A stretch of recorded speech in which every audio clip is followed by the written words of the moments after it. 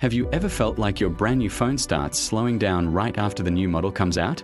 Or that your printer suddenly stops working, forcing you to buy a new one, even though it seems perfectly fine?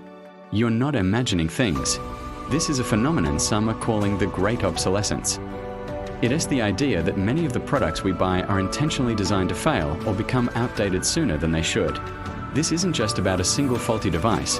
It's a widespread strategy that keeps us on a treadmill of constant consumption. Think about it.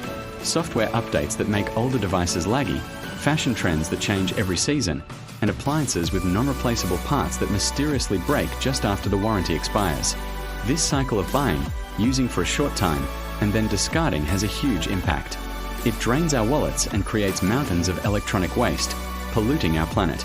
We are caught in a system that values short-term profit over long-term durability and sustainability. So, what can we do? We can start by being more conscious consumers. Before buying something new, ask yourself, do I really need this?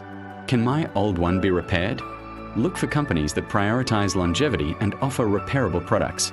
There's a growing right to repair movement fighting for our ability to fix our own stuff. Supporting them sends a powerful message to manufacturers.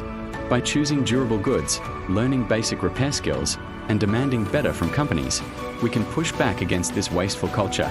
It's about shifting our mindset from being passive consumers to empowered owners. Let's champion products that are built to last, not built to be replaced. Together, we can start to end the great obsolescence and build a more sustainable future. Thanks for watching. If you found this interesting, hit that like button and subscribe for more content that makes you think. See you in the next one.